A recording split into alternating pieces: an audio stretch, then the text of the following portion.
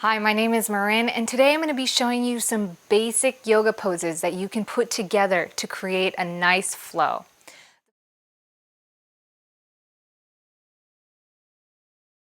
The first yoga pose we're going to do is mountain pose. For mountain pose, you just want to stand with your feet together, hands relaxed at your side.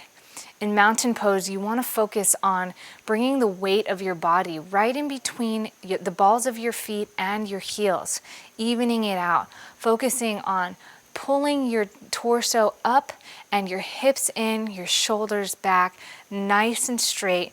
You're going to look forward in a neutral position with your chest upright. You want to take some deep breaths in every pose, but mountain pose is a great pose to begin a practice with, just to focus on being where you're at and to align your spine and get your mind clear. After mountain pose, we're going to do a standing back bend. You can place both hands right at the lower of your back where it meets the top of your glutes. And with your feet together firmly on the ground, we still have our weight evenly distributed. You're going to push your hips forward and begin to arch back, looking up towards the sky. It is so important that you maintain a nice tight core here and exhale when you come up. If you want to deepen this, you can go ahead and even deeper.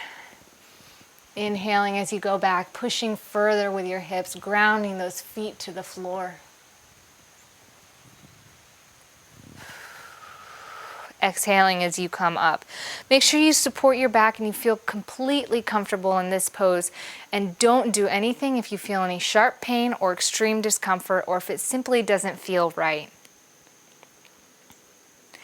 After the standing back bend, we can move forward to a half moon pose. We've exhaled coming up. Both of our feet are together. Now you can raise your arms up over your head with a nice inhale, and then clasp both hands together, keeping those arms nice and tall and straight. Your shoulders are down, but your arms are tight and straight.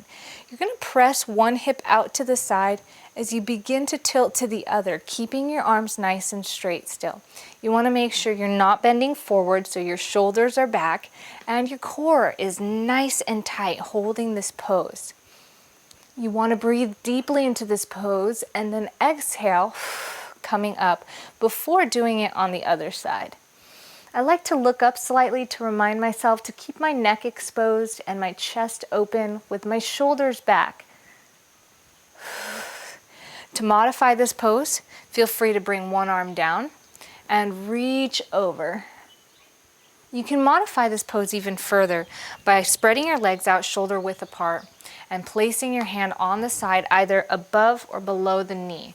You would like to make sure that you don't put that pressure on the outside of the knee. So you can either keep it above, or if you feel like you get a deeper stretch, you can bring it below.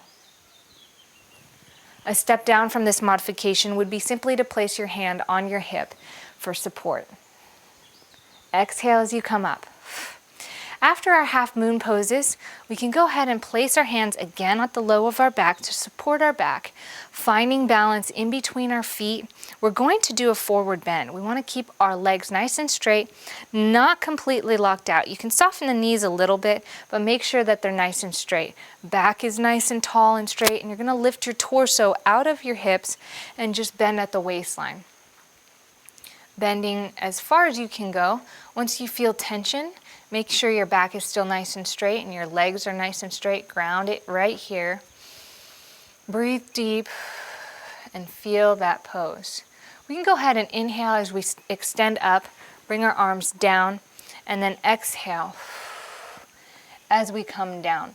Again, making sure our back is nice and straight. We want to focus on bringing our belly button to the tops of the thighs, rather than the idea of bringing your forehead to your knees. When you pull with the belly button to the thighs, you can see how it allows your upper back to stay nice and straight. And when you get to a place where you feel like you've reached complete tension or maximum flexibility, then you can drop your head and relax it. Feel free to place both hands behind your thighs or behind your calves or ankles and help yourself deepen the pose by applying gentle pressure, pulling your torso towards your legs. And breathe deeply. From forward bend, we can step back into a nice back lunge. So we can place our hands on the ground, right on either side of our feet, and step back with one foot. I typically like to start with the right. From here, you can stay in a nice low lunge, pressing the hips down into the ground, forming that 90-degree angle with the front leg. If this is too much for you, feel free to drop one knee to the ground and the top of the foot down. So that way you can focus on balancing. You can raise your arms up and open your chest. Nice lower back compression here, and just focus again on grounding those hips down. From this position, you can feel free to do twists, which opens up that chest and the shoulders, gives your spine a nice little massage. But this is a great pose for stress relief and a great pose to link standing poses down to ground poses. So from here, we can go ahead and place two hands on the ground, and we find ourselves in tabletop position. Tabletop is a great pose for performing cat and cow poses. And so in order to do the cow pose, you just want to drop the belly to the ground, arch the head up, and inhale. For cat, you want to exhale, pushing away from the ground, nice arch in the back. And this is a great massage for your internal organs, good for your pelvic muscles, good for constipation, good for so many reasons. And from here, you can open your hips up and sit back into child's pose. So if this is too difficult for you, you can feel free to put a towel or a yoga block underneath your hips here. And all you want to do is just sit back onto your hindquarters as far as you can, continuing to press your hands into the floor and resting your forehead gently onto the ground. Bring your shoulder blades down as you continue to press into the floor. And then you can inhale, coming back up to tabletop pose. And from here, we can go into downward dog. So starting with tabletop pose, you want to extend out into a plank, maintaining a nice straight posture with your body. Your feet are going to be about shoulder width apart, and you're going to exhale, pulling your hips up towards the sky and pushing your upper torso away from the ground, forming this nice V here. Once we get here, we can go ahead and press our heels into the ground, extending our legs and lifting our hips up towards the sky. Relax our head in a neutral position and continue to press away from the ground as you pull your hips up towards the sky and push your heels deeply into the ground. Inhaling out of downward dog, back into plank. You're going to go further by dropping your hips up into upward dog. From here, you're going to position your feet so that the tops of them are on the ground. And you're going to continue to press your hips into the floor. So you really want to make sure your hips are down, shoulders are back, and you're standing nice and tall, looking out in a neutral position with a straight back. And you're going to feel that nice compression in your lower back.